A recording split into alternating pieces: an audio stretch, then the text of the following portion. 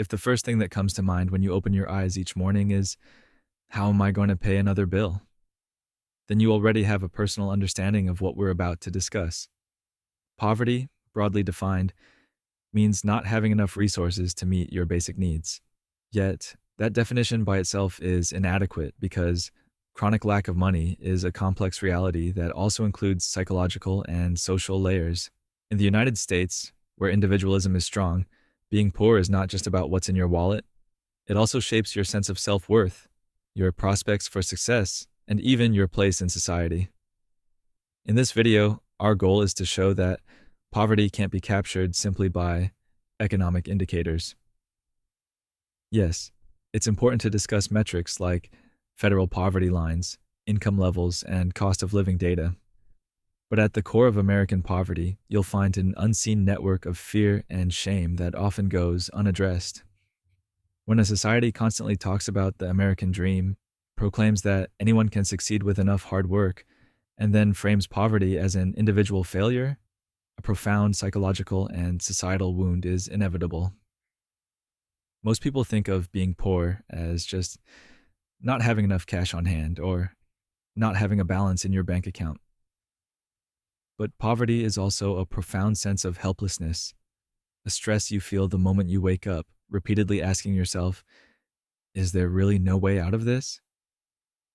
Meanwhile, the world around you may label you with contempt or pity. All of this can transform what seems like a mere financial problem into a deep crisis of identity. In this video, we'll cover 8 main topics to explore the psychology of poverty, including its neuropsychological underpinnings, its effects on social exclusion, the roles played by media and society, and ultimately, possible ways forward. Our aim isn't just to paint a grim picture, we want to raise awareness of how to understand poverty and highlight avenues for solidarity and hope. Because, as we all know, poverty doesn't just empty your wallet, it can also erode the spirit. And maybe if we talk about it fully, focusing on these hidden aspects, we can plant seeds of change in ourselves and the people around us. Let's start with one of the most overlooked dimensions, the shame and guilt that come with poverty. When people talk about poverty, they rarely mention one of its most devastating impacts, shame. In the United States, a strongly individualistic culture reinforces a message that goes, if it's your responsibility, you'll handle it. If you fail, that's your fault. This message triggers the question, am I the failure? Didn't I try hard enough? And often leads to shame and self-blame. Take the example of a low-income individual standing at the grocery store checkout. They feel anxious that their card might be declined and sense the impatient or pitying stares of other customers in line. Though this moment might last just 30 seconds, it can ignite a far deeper loop of shame. I never want to go through this again. As a result, the person may avoid social situations or skip essential shopping out of fear of embarrassment. In American society, asking for help is often seen as a sign of weakness. There's a deep-rooted suspicion toward people who receive public assistance. If you're using government help, you must not be trying hard enough. This bias discourages those in need from seeking help, guidance, or counseling. As a result, the cycle of poverty grows even stronger. Guilt also comes into play. A parent might feel guilty about not being able to provide adequately for their children, about not offering them the same opportunities others have. Am I failing as a parent? This is especially common in a society that emphasizes competitiveness. From the moment children enter the school system, costs for education, food, and extracurriculars all add up, often surpassing what a low-income family can afford.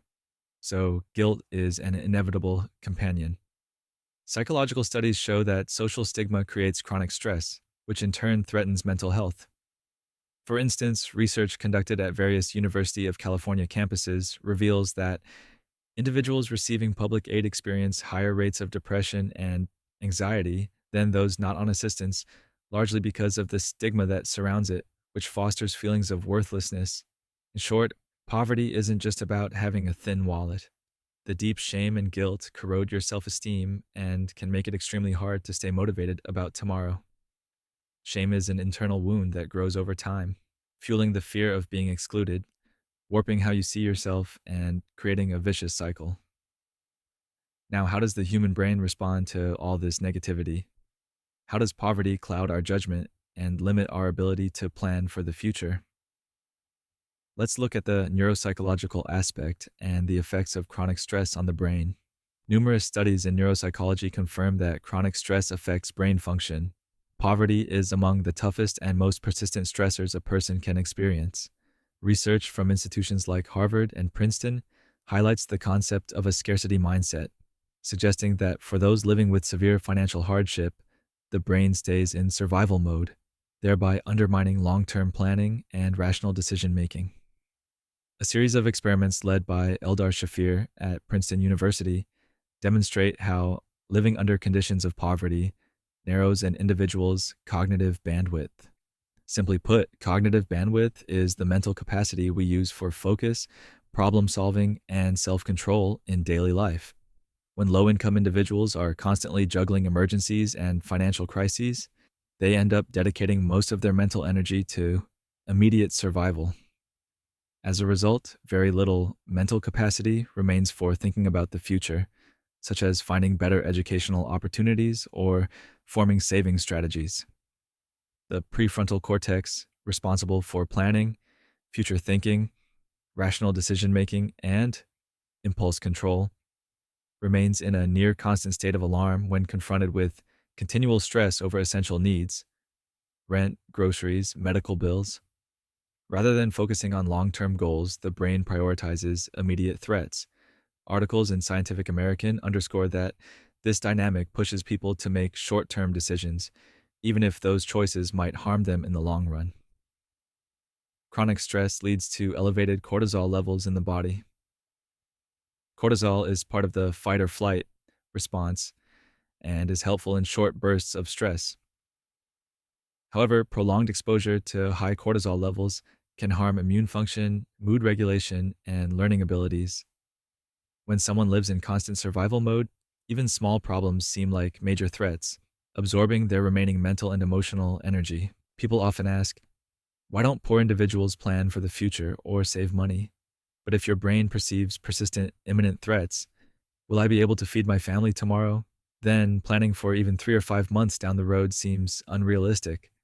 Daily crises, like a broken car, an unexpected medical expense, or overdue rent, keep the stress response on overdrive, making it tough to allocate any mental energy for the distant future. In sum, poverty isn't just about external living conditions. It also alters the brain's chemistry and approach to problem solving. This shift can explain why those who are poor might avoid seeking help, make what appear to be poor financial decisions, or prioritize short term relief over long term gain. Before asking, why don't you manage better? It's crucial to understand how chronic stress and a scarcity mindset consume a person's cognitive resources. Also crucial is how people talk to themselves in these circumstances. That's where the concept of poverty language comes in. Negative and pessimistic self talk that can perpetuate the cycle of deprivation. Let's examine how individuals living in poverty speak to themselves.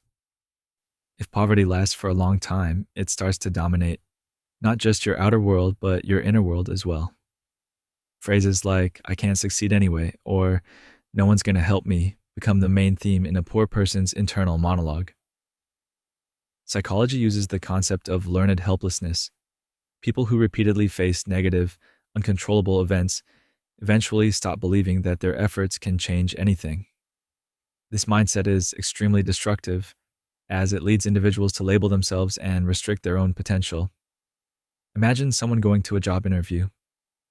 They're already anxious because they struggle financially and their clothes don't look as professional as they'd like. Their mind is looping. They won't hire me. They'll pick someone with better qualifications. This position isn't for someone like me. Such negative self-talk undermines the person's performance, shattering their confidence before they even walk in. They might well be qualified, but the fear of rejection causes them to self-sabotage. This type of limiting belief fuels the cycle of poverty, because as individuals lose faith in themselves, they become less likely to pursue opportunities. Whether it's work, education, or social connections, that feeling of I'll fail anyway holds them back from even trying. American culture often sends messages along the lines of, if you just work harder, you too can get rich. At first glance, this might seem motivating, but for those already working multiple low wage jobs while still struggling, it can sound like a veiled accusation. You're not trying hard enough. This can reinforce the internal belief that I must be incompetent, further fueling negative self talk. Martin Seligman and colleagues demonstrated in the 1960s that when individuals are repeatedly subjected to uncontrollable negative conditions, they often stop trying to change the outcome, even if a solution later appears. Poverty, perpetuated by systemic barriers and repeated setbacks, can cause exactly this psychological pattern. Once trapped in learned helplessness, a person might ignore opportunities that could help them escape their situation. Merely telling people, don't think negatively, be more positive, does not solve the problem. As long as the external economic and social pressures persist, breaking free from poverty language is difficult. Professional help, therapy, counseling, and community or family support can be crucial. However, many low income people in the US do not have access to therapy or cannot afford it, further entrenching negative self talk. Ultimately, poverty goes beyond the balance in a bank account.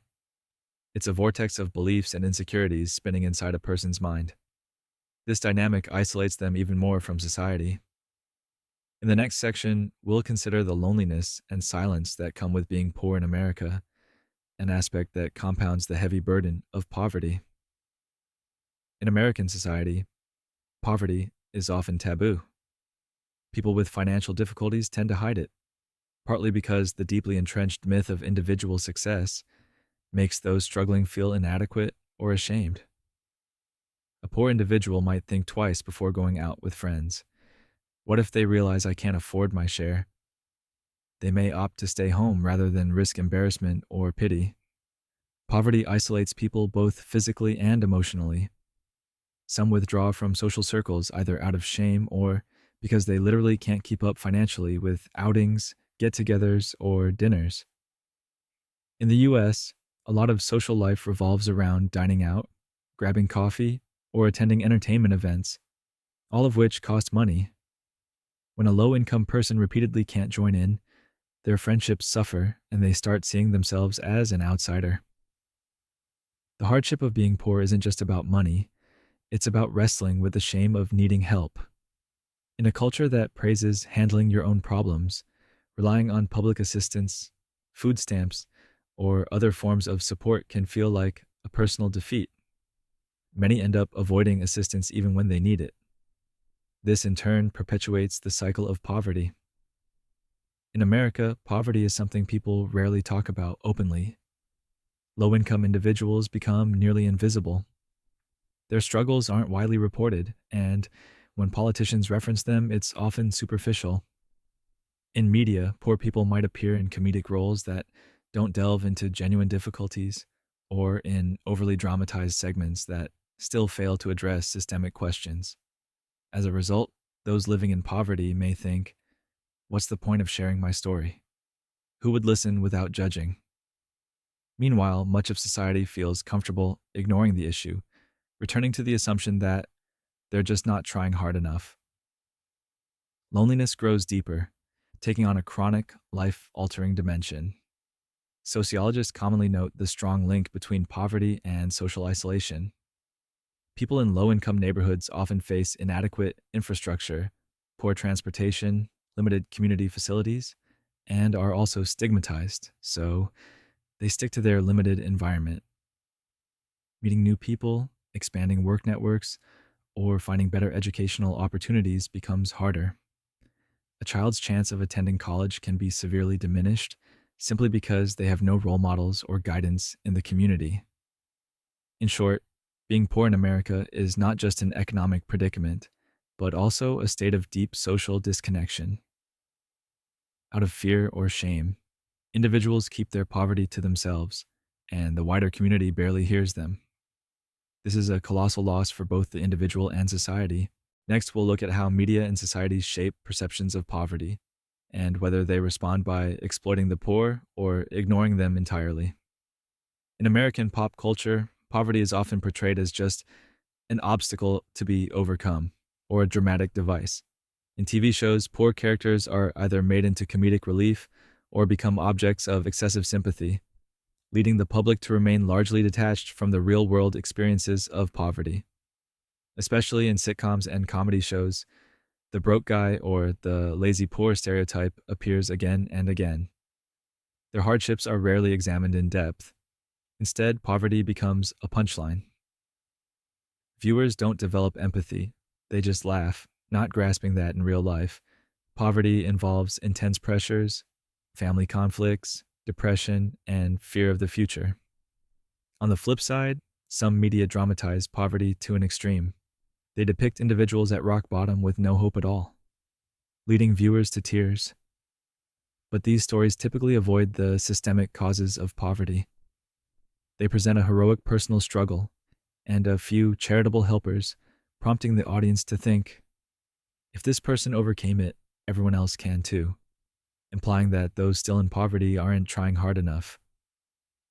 Even in political discourse, the conversation often centers on strengthening the middle class. Meanwhile, a growing portion of the population is sliding below this middle class category. This shift isn't widely discussed in the media.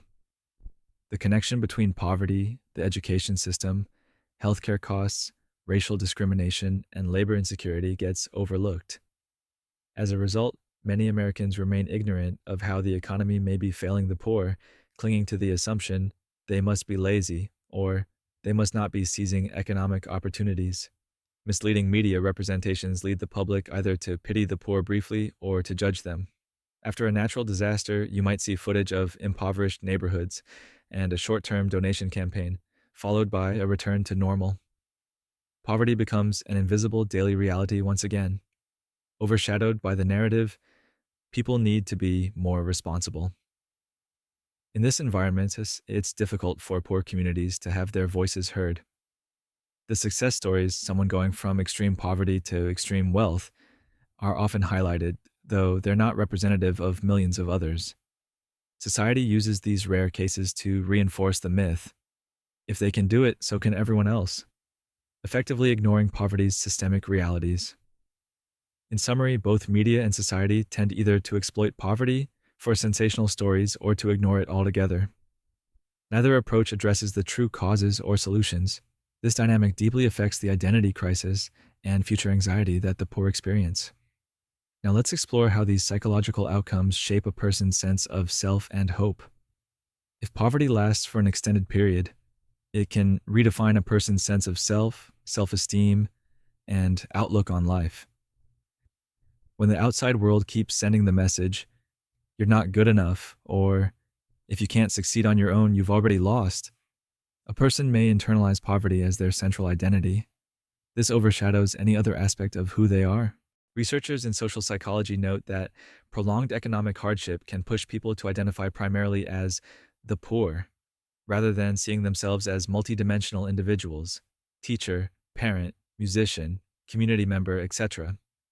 This narrowing of identity fosters the belief, I'm just poor, nothing else, eroding their recognition of personal skills and potential. While a person battles financial insecurity daily, they also hear from society or media, you can do anything if you try hard enough. This conflict can breed despair. I'm already doing everything I can, and the outcome never changes.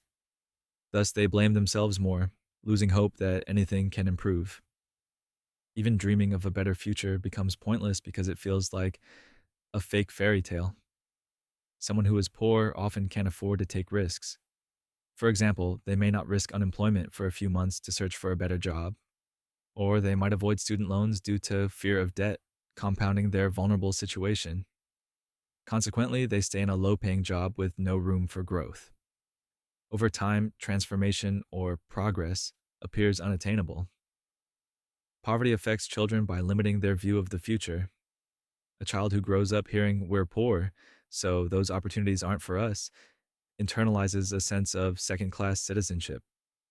Missing out on field trips, having inadequate school supplies, or lacking what peers take for granted makes a child feel inherently inferior. This often continues into adulthood, resulting in a chain of poverty passed on from generation to generation. Chronic poverty often leads to higher risks of anxiety disorders, depression, and persistent low self-esteem. Individuals may wonder, what am I even good for? This mental state makes seeking help harder, as feeling powerless makes it less likely that a person will reach out to potential resources or new opportunities. In short, poverty eventually becomes more than just an economic label. It can consume one's spirit, hopes, and identity. Breaking free from this cycle often requires more than just individual effort. That's why nobody fully escapes without systemic change is a key idea, yet we don't want to create a sense of utter despair. In the final section, we'll talk about how collective solidarity and personal awareness can help open the door to hope. Given all we've discussed, the emotional, neuropsychological, and social burdens of poverty, it can seem insurmountable. Is there truly a way out? Yes, but it often demands transformation at both the personal and the societal levels. First, it's crucial for individuals to realize that poverty is not all my fault. Hard work, determination, and personal effort do matter, but so do systemic factors like low minimum wages, expensive healthcare, racial inequalities, and poor access to education. Recognizing this can help a person break out of a mindset of blame and helplessness. Another important step is confronting negative inner voices and seeking support, whether low cost counseling, community programs, or online support groups. However, these resources may not always be easily available or affordable to those most in need. One of the most effective ways to combat shame and isolation is to connect with others facing the same challenges. In the US, there are community organizations and nonprofits working to provide everything from food to job training. Local solidarity food banks, community gardens, or credit unions run by and for low income groups are prime examples. People in these networks exchange stories, share resources, and discover new possibilities. This alleviates the sense of isolation and might help individuals envision a path forward. Ultimately, policy interventions are crucial. A living wage, rather than just a minimum wage, universal health care, effective educational reforms, and affordable housing initiatives can significantly alleviate poverty on a larger scale. Poverty in the US is closely tied to how policies are structured. For instance, the New Deal in the 1930s provided a safety net for many low income Americans. Today, comprehensive policy measures remain essential, as personal determination alone can overcome all institutional barriers. Therapy is often viewed as a luxury, yet poverty exacts the highest toll on mental health. This is where state funded or nonprofit counseling programs become essential. As individuals work through their traumas, failures, and fears, they can start to challenge the negative narratives that keep them trapped. Real, lasting change happens when all three dimensions, individual, community, and institutional, work together. Low income individuals need to find and nurture their strengths.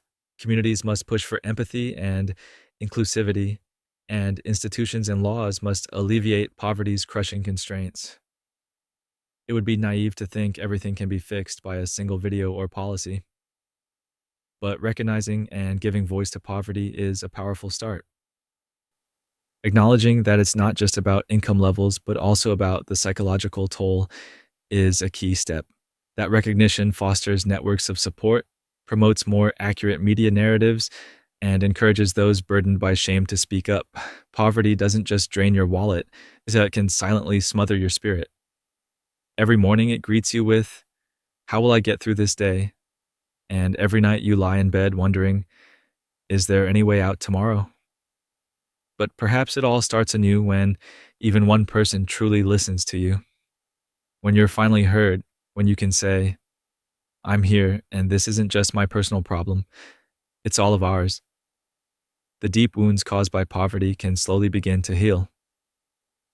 If people from different backgrounds strive to understand one another and policymakers respond to this reality, poverty stops being a personal failure and becomes recognized as a collective challenge.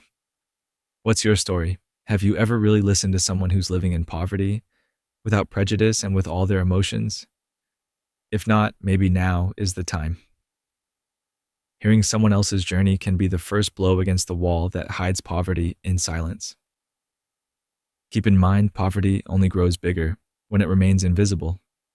By bringing it to light, talking about it courageously, we ignite the first sparks of change. My message to everyone watching is this: let's question our biases about poverty, our simplistic cliches, and our they should handle it themselves mentality. Once we fully grasp the psychological, neuropsychological, and sociological impact of chronic financial hardship, we might be one step closer to building a more equitable, more humane society. And never forget, poverty is never just about money. It's also the silent cry of those society refuses to see. Truly hearing that cry, extending a hand, and committing ourselves to change together might just plant the seeds of a new beginning.